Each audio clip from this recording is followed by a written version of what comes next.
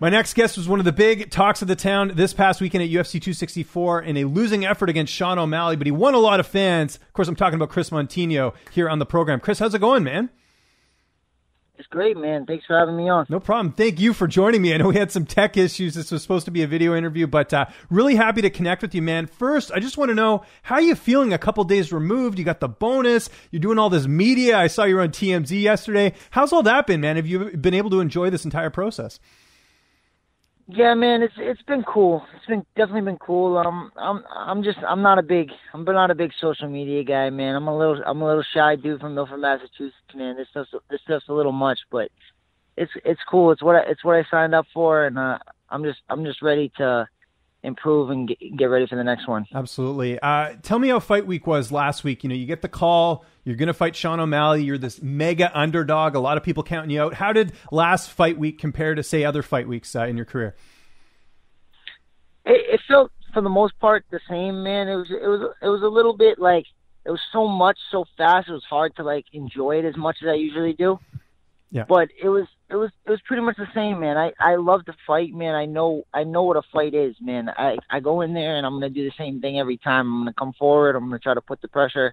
So I knew what I was getting into, man. It just, once I got in there, it turned. You saw what happened, man. I didn't feint. I didn't do any of the things I normally do, and I kind of just got a little punch hungry and just wanted to take his head off. So yeah, what was the game plan going in?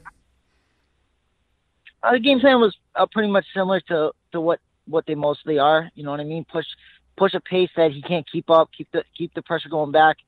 Keep him going on his back foot so he can't really do all this spinning attacks, and feint to set up my strikes. Once I got in there, I didn't really feint too much, so I kind of strayed away from the game plan. My coaches wanted me to, in the third round, to take him down and start putting some pressure on him that way, and I was just like, nah, that ain't happening, man. We're swinging to see what happens. Was there anything that surprised you about Sean that maybe you weren't expecting in the fight?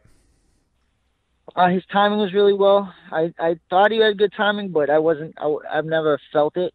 I never felt it like that before, and he was very fast. He was a lot faster than I thought he was. I know, it didn't look like there was going to be, like, you coming back and knocking out Sean as it went into that third round, but were you surprised with the stoppage? Because I think a lot of us watching felt like that could have gone on a little bit longer. What were your thoughts on that? Yeah, I was a little upset with the stoppage, man. I knew realistically I was probably going to lose that fight. If it went to decision, I was going to lose that fight. But I thought they've let a lot of fights go a lot longer than that, and with a lot more serious outcomes, where I thought fights where you watch the Rory McDonald, Robbie Lawler fight.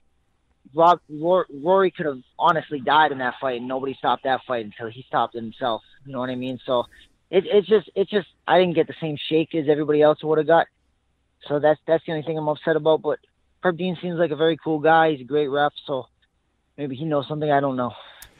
What's been the feedback from your team since the fight? I know, you're managed by Tyson Chartier, who's one of the best coaches in the game, and managers as well. What's it been like just from your team, just, the effort you put out there? Because I know it's not the result you wanted, but you showed a lot of toughness in that fight.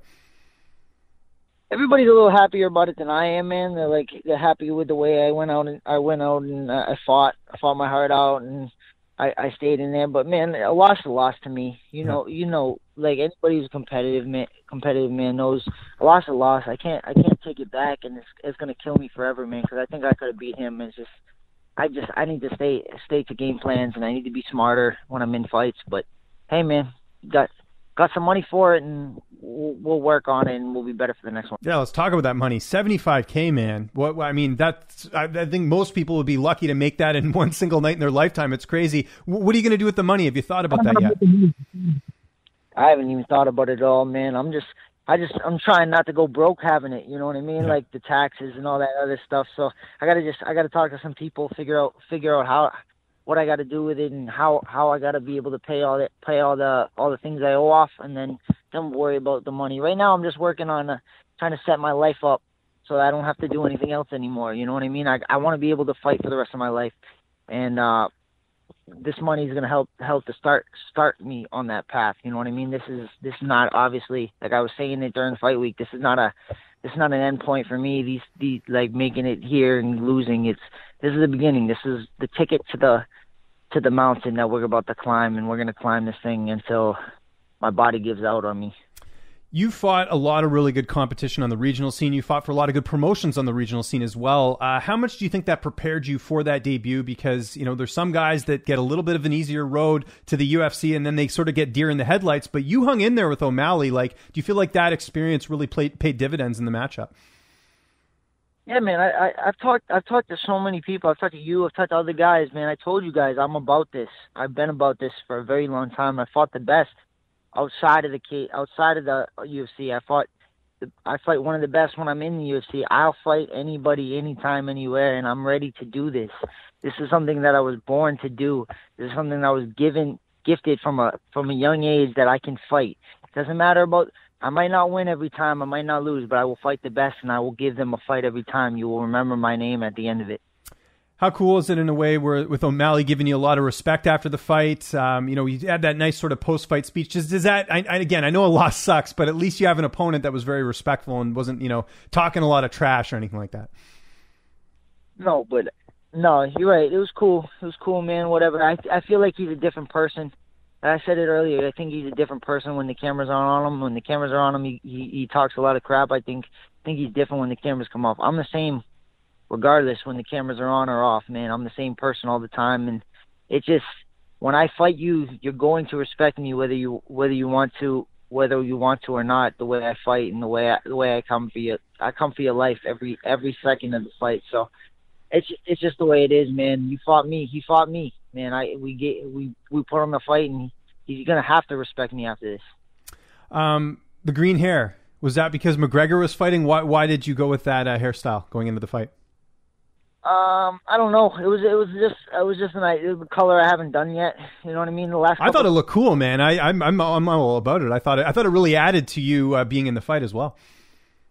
No, well, it went in with all the Irish people and stuff. It fit into the mold. But nah, it was just I've been trying to do it a new color every fight. I did the blue a couple fights ago. I did pink the last one, and I've done like all different colors on the outside of that. So I just kind of figured which one next. We got a new one for the next one. So there you go. Can't wait. Keep people guessing, which is good. Did you dye your hair after you got the fight offer, or was that before? That was before. That was I dyed it green after the fight offer, but it was already pink before that. So okay, it's gotcha. just staying all over the place, bro. I'm just been bored during when COVID was going on. I got bored, so I started dyeing my hair. Yeah, no, it's smart. It stands out for sure. Have you or your management spoken to the UFC? Like, again, they gave you the bonus. They must be pretty happy with the performance you put on. I don't know. I haven't talked to him. Maybe Tyson did. I don't know. We're planning on going back out to Vegas. I'm going to be talking to the dietitians. I don't know if I'm going to be staying at 35 or I'm going down to 25. We're going to be talking, seeing how hard it is to make it. Everybody's be telling me I'd be big for 25. So maybe I'm done being the small guy. Maybe I want to be the big guy for a little bit. We're going to see. Interesting. When are you heading out to Vegas? Do you know yet, or that's just sort of rough plans right now? No, we're still planning it out. We're still planning it out right now. When's best for them and when's best for us. You know what I mean? I mentioned Conor McGregor. I don't know if you got a chance to watch his fight in the back, but just your thoughts on his loss and Poirier winning. What did you think of that? It's a crappy loss. I feel like, man, it's kind of hard to call it a loss when you get hurt. I understand, like we're saying, he was losing the round. He was getting beat up, but hey, man, whatever happens, a loss is a loss, and any way you look at it, and that's where you have to take it, as far as I'm concerned. I know you're not a big social media guy, but did you have a glance at your Instagram? I think I just checked yesterday. It was at like almost 80,000. How cool is that, man? That's got to feel pretty good. Yeah, it's insane, bro. When I started this, when I had this fight, man, it was 1,100 people. 1,100 people were following me on Instagram. Now I'm at 107 or 108,000. Right now, man, it's insane to see how this game works and how this social media age has influenced everything so much. It's crazy, man. It's something I'm not used to, and it's something I don't think I'll ever get used to. Have you had a lot of people reaching out, kind of inspired by you taking this fight and going out there and competing? Have you seen any? I know you're getting a lot of messages, but have you seen anything like that? Yeah, I've seen a few. I've seen a few people telling me I'm inspiring them, I'm doing this, and I appreciate, man. I appreciate all of it. I was saying that last week, man. All the hate, all the love, everything that I've been getting from all this, I appreciate all of it. All the people outside yelling at me, telling me that I don't deserve any of this. That's fine, man. I love all of you, and I love all the people helping me grow my name. When are you looking to fight again? I know this is fresh. I don't know how how much you're beat up, so to speak, but do you have sort of an idea of when you want to have your next fight? Yeah, I'm gonna take the next 7 months, dude, and really just improve on every facet of my game. And the next time you see me, maybe beginning of next year or a little bit later, man, I'm gonna be a completely different fighter, and I'm gonna take home another fight of the night. I know O'Malley on Twitter, I think yesterday, put out you versus Thomas Almeida, which is someone that O'Malley defeated. Is that a fight that interests you, or do you want to? I guess you want to wait and see what happens about you maybe going down to 125. Yeah, I'm definitely gonna wait. I'm not here calling out fighters, man. Of course, if my pride had any control over me right now, I'm letting my team handle all that stuff, handle who I fight when I fight. But if my pride had, I'd be calling out everybody, bro. But it doesn't anymore. I'm a different person than I used to be, and I'm just going to let my team, my great team over at Regiment Training Center, my girlfriend, my coaches, my managers, all my teammates, I'm going to let them handle it, and I'll just fight who they tell me to. And I'll walk out there, and I'll get the W. What's the plan for the rest of the week? Anything on tap? I'm sure eating a little bit of bad food, maybe watch some TV, anything like that? Everything that you could think of right now, man. Any specialties? What are some things you like eating, like a post-fight? I'm going to stuff a whole cheesecake down my throat in a little while, and then we're just going to go from there, man. Cheesecake, McDonald's. I've done everything so far, man. It's so bad. Like, if I had my choice, dude, I'd be 450 pounds right now. Well, appreciate you taking the time here, Kris. Really great chatting with you, man. All the best. Anyone you want to thank before we get out of here? Any sponsors, any social media you want to plug? I'll give you the last word. For sure. Thank you so much. Thank you guys, everybody who's been helping me. I want to thank my team. I want to thank Tyson Chartier, Regiment Training Center, all the coaches over there, all my teammates that got me to this point, all my coaches that started me, George Rivera, all my girlfriend Blaze, and my whole family, man, and every person that sponsored me coming up through the sport, and everybody that's got me to this point. Thank you so much.